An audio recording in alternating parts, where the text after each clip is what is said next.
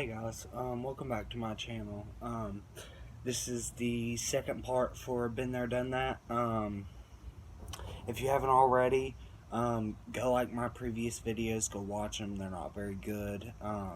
Subscribe to my channel, hit that post notification button, that little bell icon, it's right beside the subscribe button. If y'all do that, I really appreciate it. Today's topic on Been There, Done That is, basically starting from the beginning. So my mom was probably 19 when she met my dad. My dad was probably 20. I was born on December 23rd, 2000. I'm pretty sure my dad was 21 when I was born, and my mom was like 20. I was born on December 23rd, 2000. My dad, I think after about a year I was born, my dad got custody of me because my mom wasn't really around. She was too busy partying and doing all that, so my dad got custody of me, and not a lot of men get custody of their kids. So for him to do that, that means a lot to me. He stepped up to the plate when he didn't have to, but he did. My dad usually worked more than 40 hours a week, every week, when I was first born, and he didn't really have any help from anyone, and so it was tough on him, but I'd say right around the time I was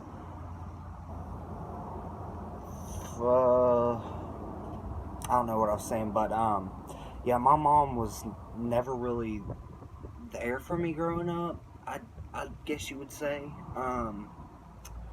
She was always doing her own thing. Like, I knew what was going on, but she was always trying to hide it. Like, I knew what was going on at a very young age. I was a very smart kid.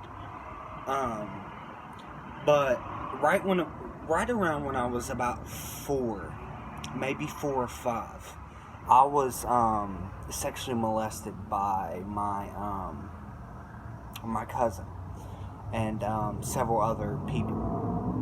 And me being young, I thought it was just normal. I didn't know that it was a problem.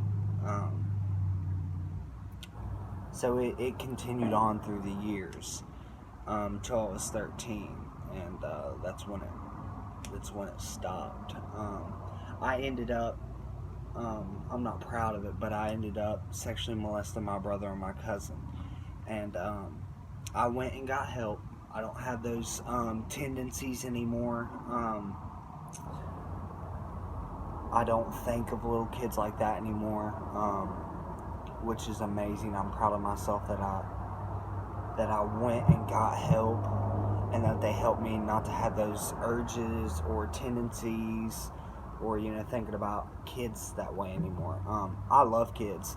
I want to have kids myself, but I don't love kids like that anymore necessarily.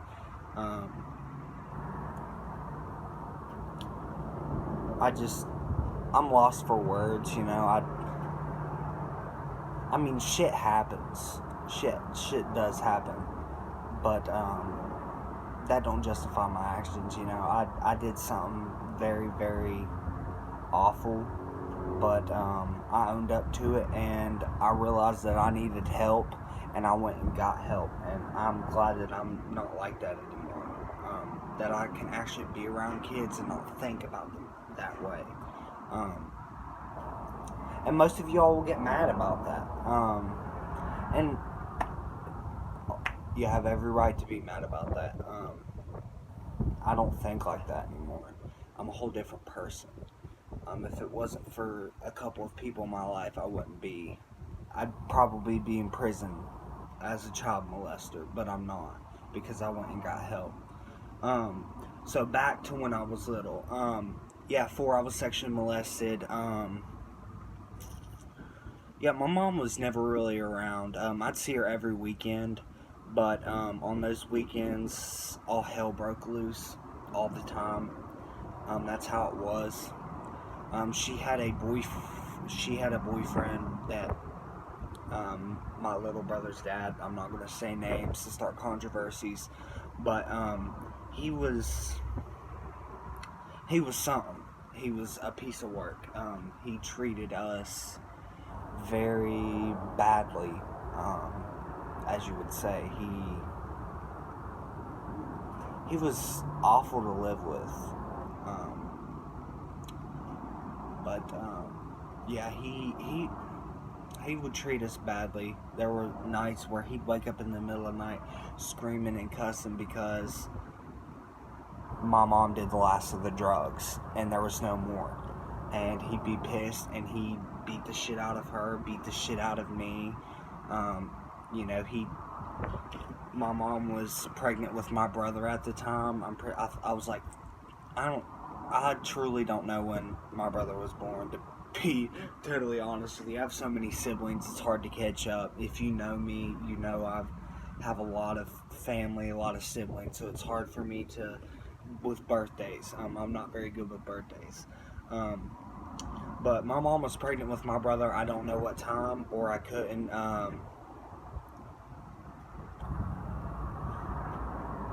I couldn't exactly tell you the exact time, but he would treat us really badly.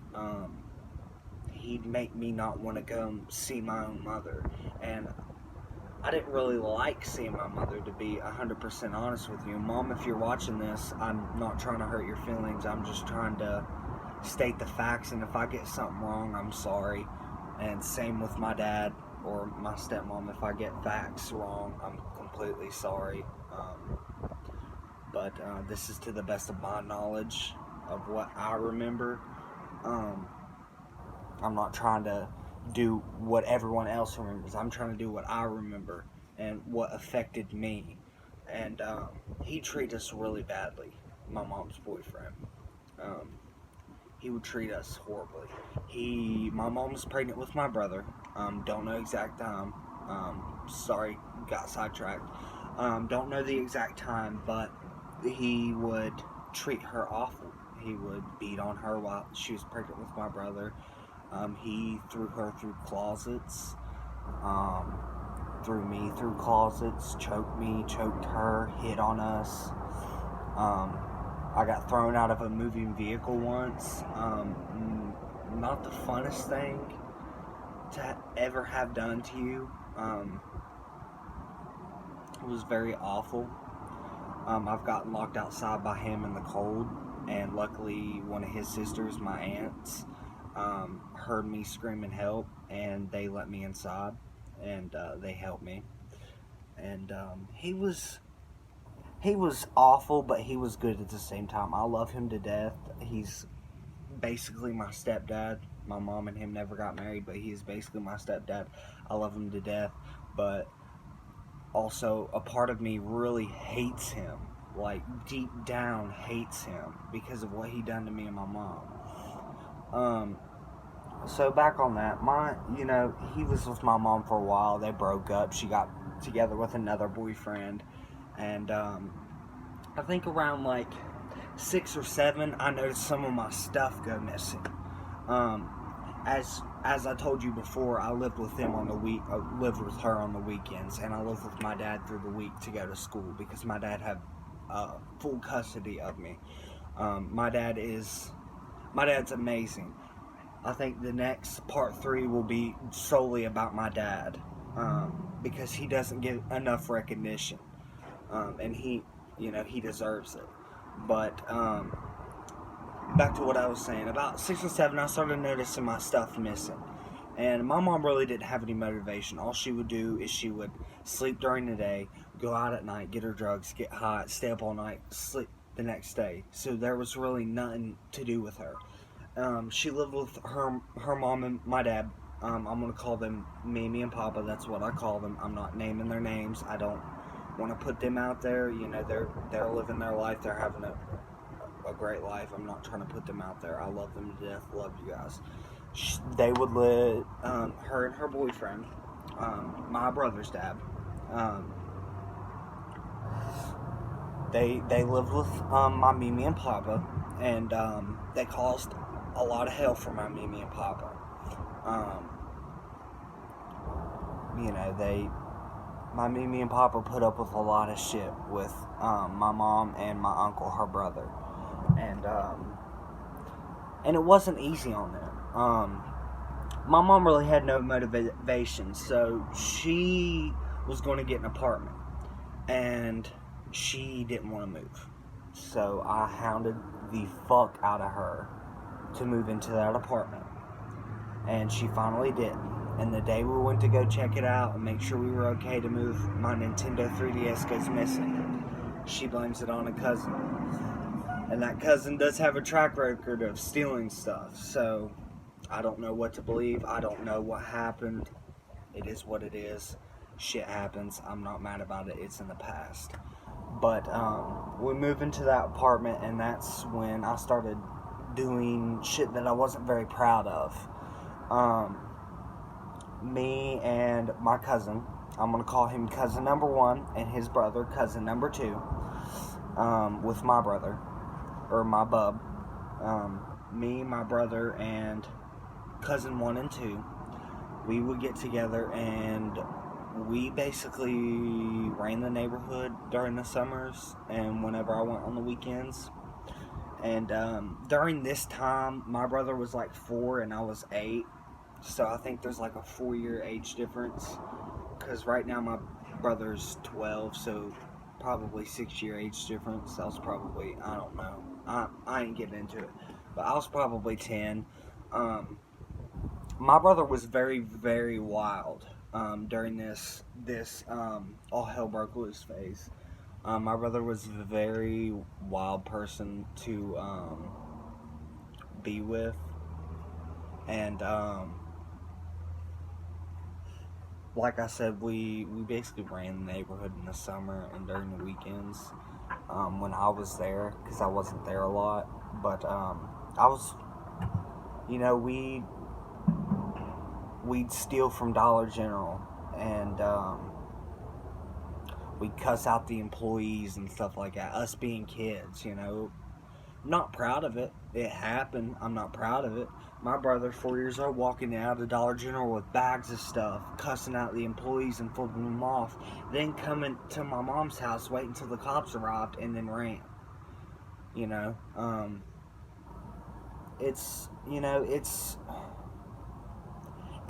was hard, very, very hard. I was a very bad kid around my mom, because I didn't have anything to do with my mom, because either she'd be out at the strip club because she was a stripper. I'm going to be 100% honest with you guys. At night, and then she'd be sleeping during the day, or high as fuck during the day, and that's just how it was. And my brother's dad was like that too. He was very abusive. We beat up neighborhood kids because we had so much pent up aggression, because all of our parents were drug addicts. My cousin's parents were drug addicts. Mine and my brother's parents were drug addicts. So we all had this pent up aggression towards our parents. Like, why would they do this to us and treat us this way? And so we take it out by beating the shit out of kids, random kids that were through the neighborhood. We'd steal from houses. We'd steal stuff outside houses and sell it, It's just, yeah, it's sad. It really is sad. But that's how it was, I'm not proud of it, but I can't change it.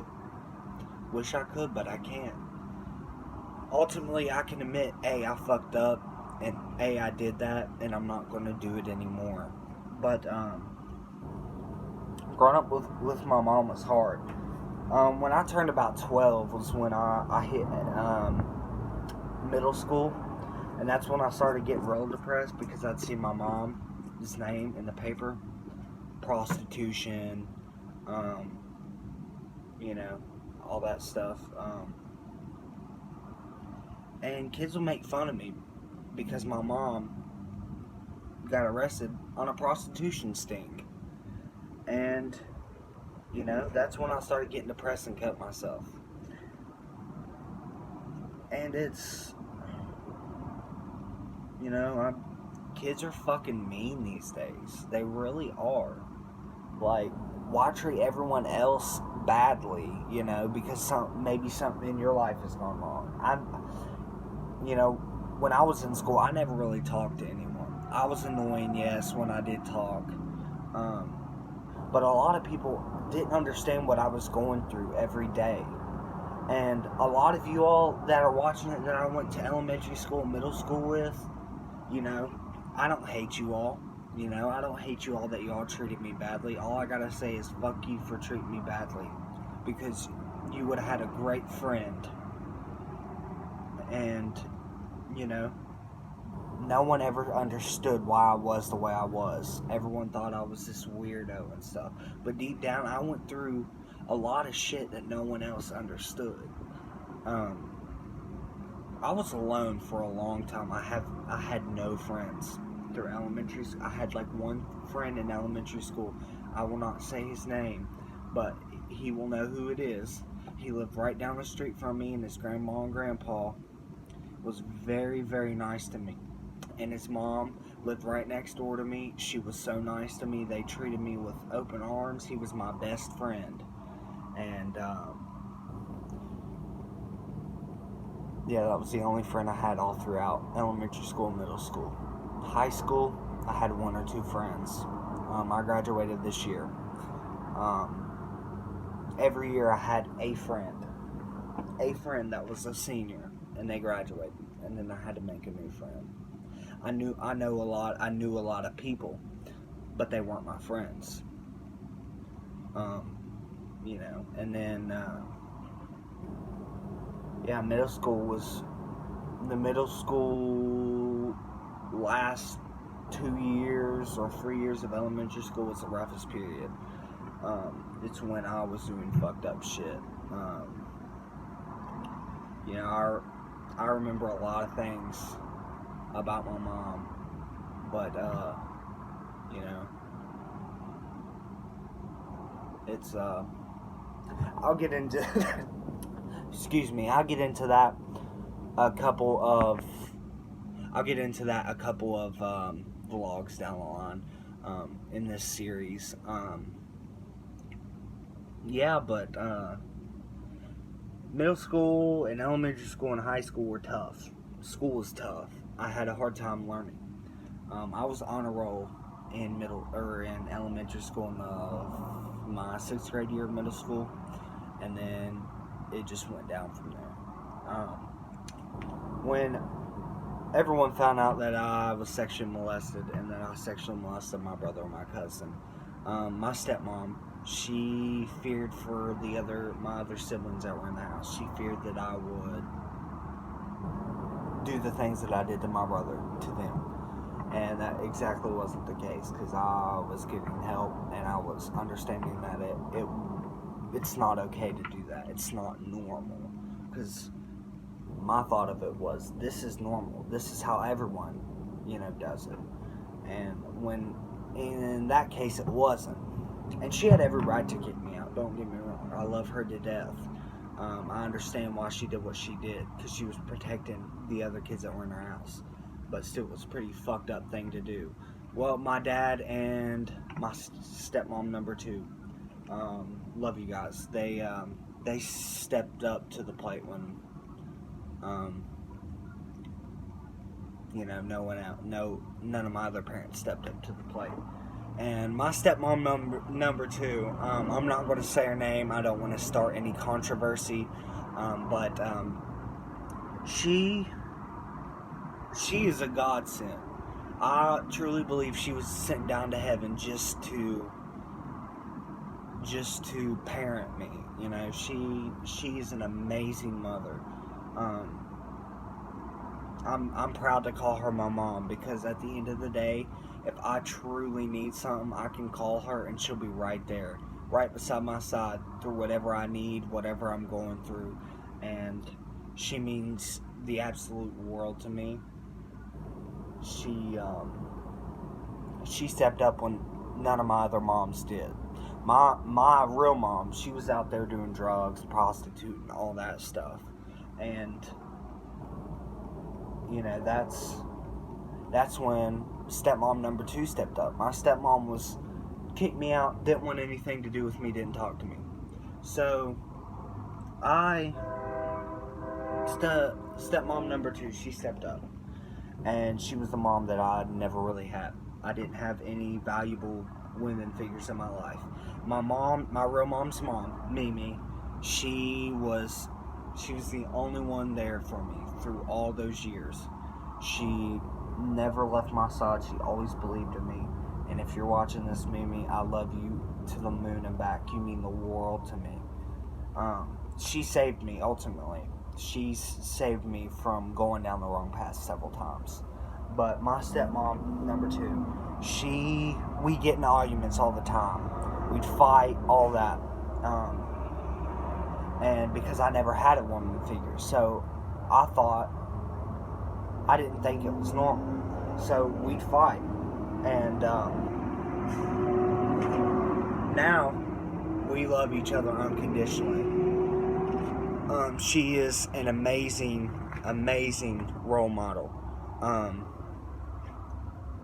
I can't wait to have kids someday so she can teach them the things she taught me, because she taught me some great valuable lessons in life. And it's been awesome. So I think I'm going to get off of here, guys. I think this is the end of the vlog. So I'm going to post this.